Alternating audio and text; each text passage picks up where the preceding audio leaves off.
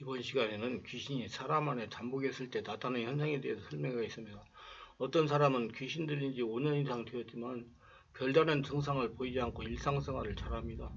교회에 출석도 잘하고 기도도 하며 봉사도 잘합니다. 새벽기도도 합니다. 직장생활도 잘합니다.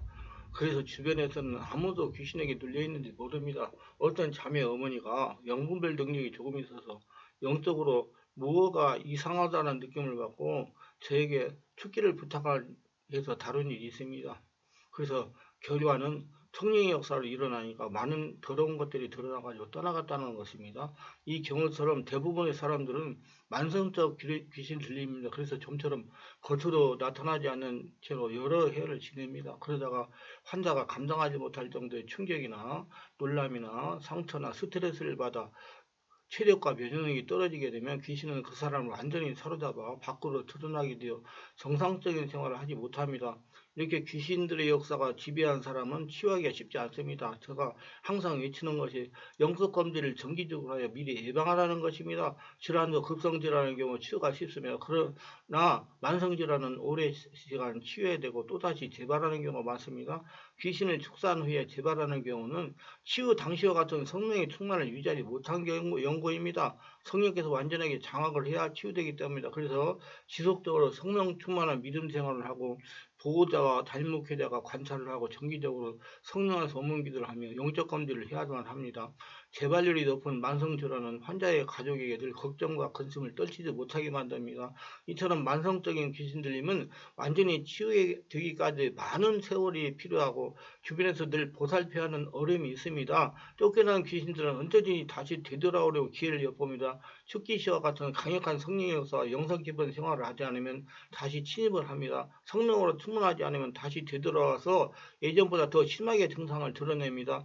부흥에서 쓰러지면서 귀신이 떠나고 정신이 돌아와 치유됐다고 기뻐하지만 집으로 돌아오면 다시 예전처럼 귀신 들린 증상이 나타나며 이렇게 반복할 뿐만 아니라 완전히 고침을 받지 못하는 경우가 많습니다. 성령으로 환자가 완전히 장악되지 않았기 때문입니다. 성령이 지배 속에서 살아가지 못하기 때문이다. 환자가 성령으로 기도하여 성령의 역사를 강화시키는 능력을 길러야 되는 것입니다. 만성 귀신 들리면 한번 강하게 축기를 했다고 해서 안심해서는 안 됩니다. 성령으로 충만한 상태에서 여러 차례 축기를 해야 되고 능력을 행하는 사역자의 방식이 아니라 진리의 말씀과 성령 역사를 강하게 일으키는 내면을 온전히 한나라 만드는 전문적인 사역자에게 집중적인 안수와 치유를 받아야 됩니다. 안수만 받는 것이 아니고 말씀을 들어가면서 스스로 온몸 기도를 하여 성령으로 충만하도록 영성 훈련을 해야 됩니다. 영적 자립을 해야 합니다.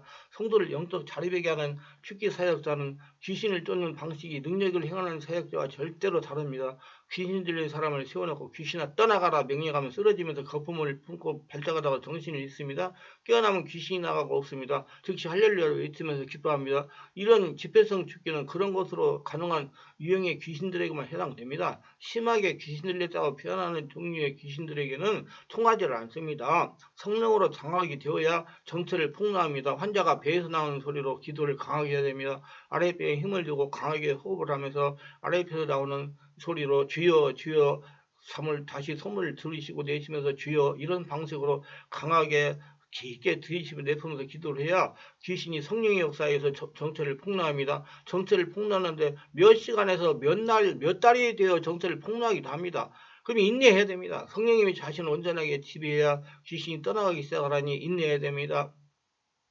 좌우정한 귀신의 정체를 폭로해야 귀신이 축기가 시작이 되는 것입니다. 그래서 저는 이 분야에 7년 이상 사역한 전문적인 축사 사역자가 필요한 것입니다.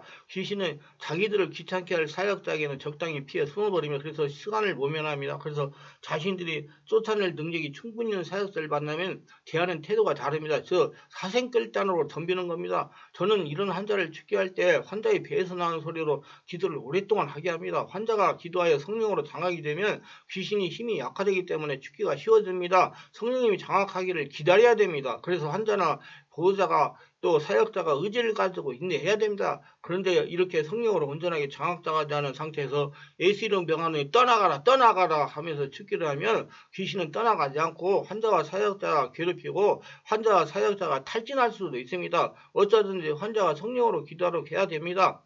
환자가 기도하지 않으면 귀신을 몰아낼 수가 없습니다. 떠나가라고 명령하고 소리를 크게 지른다고 귀신이 떠나가지 않습니다. 성령의 역사가 환자를 장악하게 해야 떠나가는 것입니다. 환자에게 귀신의 행동을 따르지 못하게 해야 됩니다. 그러면서 환자가 배에서 나온 소리로 주여 주여를 지속적으로 하도록 해야 됩니다. 성령의 역사가 환자를 장악하게 해야 됩니다. 떠나가라고 소리만 지르지 말고 성령의 역사가 환자를 장악하게 해야 됩니다. 성령의 역사가 환자를 장악하게 하는 방법은 환자가 숨을 깊게 들이쉬고 내쉬면서 주여 주여 하면서 기도를 하는 것입니다. 복식호흡하면서 기도하는 것입니다. 성령으로 장악되게 하면서 하나님이 귀신을 죽게 한다는 믿음과 담력을 가지고 성령으로 역사를 일으키면서 귀신에게 명령을 해야 되며 사역자가 담대한 믿음과 권능을 가지고 귀신과 싸우면 백이면 백 사역자가 승리합니다. 왜냐하면 귀신은 사역자가 죽게 하는 것이 아니고 성령의 역사로 죽게 하기 때문입니다. 성령의 역사는 5차원이고 귀신 역사는 4차원이기 때문에 성령의 역사가 일어나면 귀신은 떠나가야 됩니다. 죽게 사역자는 절대로 귀신을 두려워서는 안 됩니다. 성령 하나님이 자신을 주인으로 죽게 하신다는 믿음과 담대함으로 귀신을 대해야 되며 만성적으로 귀신을 들린 본인에게는 육체적인 피고이나 무기력으로 나타납니다. 만성질환에 걸리면 생기가 없고 의욕이 사라집니다. 뚜렷한 병명도 모르겠고 병원에서는 별 이상이 없다 하는데 본인은 힘이 없고 무력해져서 사는 것이 즐겁지 못합니다. 매사가 시고통해지고 수명도 사라지고 모든 것이 귀찮기만 합니다. 이것이 만성질환의 특징입니다. 질병의 잠복기에 들어있으면 증상이 구체적으로 나타나지 않고 신체의 특정 부분에 병증이 나타나지 않기 때문에 병원에서는 이런 병을 신경성 질환이라고 부릅니다. 영적인 문제가 결부된 것입니다. 안정을 취하고 과려하지 않으면 회복된다고 의사들은 말하지만 환자는 괴롭습니다. 이와 같이 귀신 들림의 잠복기에 거치는 사람들에게는 가벼운 우울증 증상이 나타납니다. 몸이 피곤하고 힘이 없지만 뚜렷하게 어딘가 아픈 것인지 본인도 잘 모릅니다. 귀신 역사의 잠복기를 거친 사람은 성령으로 충만한 사람에게 가면 즉각적으로 반응이 나타납니다. 몸에 진동이 일어나고 머리가 어지럽고 머리가 아프고 구역질이 나고 심하면 귀신이 하는 이상한 소리가 들리며 가슴이 답답하고 누군가가 짓누름 같은 압박감을 느끼며 숨이 가빠서 얼굴이 창백해지면서 기절하기도 합니다. 강력한 능력을 가진 사람에게는 귀신이 뭔지 알고 피해 달아나고 하지만은 그럴 수 없어서 갖가지 위장설을 피웁니다. 강력한 능력을 지닌 사역사한테 귀신 들린 사람이 오면 귀신은 괴롭고 어지럽고 두려워서 어쩔 줄 몰라 합니다. 많은 사람들이 심하게 또는 약하게 귀신 들리고 증상이 겉으로 나타나지 않은 잠복기를 지니고 있다고 보아야 됩니다. 이런 사람들의 증상은 기쁨이 거의 없으며 사람들과 잘 어울리지 못하며 예배에서 별 감동을 받지 못하며 영적인 일에 무관심하고 신체적으로 무기력하고 특별히 아픈 곳은 없지만 환자처럼 힘이 없고 만성 두통을 가지고 있으며 불면증이 있고 헛구역질을 하며 자주 가위에 눌리고 헛것을 보며 공포에 질려 두려워하며 눈앞에 수시로 검은 물체가 지나가는 것을 느끼며 하나님 말씀에 대해서 별로 감동을 느끼지 못하고 찬양하는 데 감동이 없고 특히 성령이 충만한 능력 있는 사역자를 두려워하고 기도를 성령 안에서 하지 못하며 영성적인 신앙생활을 하거나 반대로 극성적인 열정을 보이기도 합니다. 감정이 수시로 변하고 변덕스럽습니다. 감정에 따라서 분노하며 혈기를 내면서 행동하며 흥분을 잘하며 하루에도 몇 차례씩 극한 감정의 변화를 경험합니다. 귀신 들림에 대해서 알지 못하며 스스로 귀신을 쫓아내는 노력이 전혀 없습니다. 영적 지식이 거의 없고 알려고도 하지 않으며 보이지 않고 나타나지 않기 때문에 그렇습니다. 소망이 없고 부정적이며 새로운 일이나 환경에 대해서 두려워합니다. 뜨거운 것을 싫어하고 밝고 사람들이 많은 곳을 멀리하기도 합니다. 거짓말을 잘하며 과장하기도 합니다. 환상을 보거나 환청을 자주 듣습니다. 이런 경험을 하면서도 말하려고 하지 않고 혼자만 즐깁니다. 따라서 교만해지고 자신을 과신하게 되는 겁니다. 질병이 잠복기에 있다고 해서 모두 다 그 병에 걸리는 것이 아닌 것처럼 귀신 들림의 잠복기를 거치고 있지만 심각한 증증으로 나타나는 것은 별개입니다. 여기에서 많은 조건과 절차가 맞아 떨어져야 되기 때문입니다. 그래서 한번 들어간 귀신은 나오지 않고 떠나가지 않으려고 온갖 수단을 다 쓰고 좀처럼 쉽게 나오지를 않는 까닭이 그만큼 우리 육신이 점령하기 쉽지 않기 때문입니다. 성령의 역사를 강하게 일으키는 목회자가 없는 기도 모임에서 성령의 역사하면 귀신은 그 사람에게서 슬금슬금 기어나 여러 가지 이해하기 힘든 증상을 나타내기 시작합니다. 아무렇지도 않은 영적 삶에 그 존재가 모습을 드러내기 시작합니다. 이상한 영적 증상들이 나타나고 앞에서 설명한 그런 전조 증상들이 표면에 나타나기 시작하는 겁니다. 이런 것을 경험하게 되면 귀신에게 자신에게 전복되어 있었음을 깨닫고 전문적인 사역자와 함께 귀신을 예수 이름으로 쫓아내야 되는 것입니다. 죽기를 위한 기도는 대적 기도로 문제를 해결하는 비밀이라는 책에서 다뤘습니다. 그러나 조심할 것이 있습니다. 대부분의 사람들은 자신에게 귀신이 들렸다고 하면 굉장히 기분이 나빠합니다. 이거 역시 귀신 들린 증거에 중 하나인데, 그러면 조심해야 됩니다. 상처를 받게 되며 그로 인하여 쉽게 할 수 있는 기회를 잃게 되며 마음의 문을 닫을 뿐만 아니라 자신과의 관계마저 끊어버립니다. 귀신이 그렇게 하는 겁니다. 그러므로 섣불리 귀신 들린 것 같다는 말을 해서는 안 됩니다. 이런 성도를 치유하기 위해서는 먼저 준비 기도를 하고 영적 치유 전문가가 인도하는 성령이 강하게 역사하는 기도회에 참석하여 함께 말씀을 듣고 성령 안에서 온몸기도 하면서 스스로 인정하게 해야 됩니다. 자신이 영적 문제가 있다고 인정이 되어야 축기할 수가 있습니다. 지속적으로 집회에 참석하면서 안수를 받고 기도하면 귀신은 떠나가게 되어 있습니다. 환자가 원하지 않거나 본인이 동의하지 않으면 피하는 것이 유익합니다. 본인이 거부하면 사역할 수가 없습니다.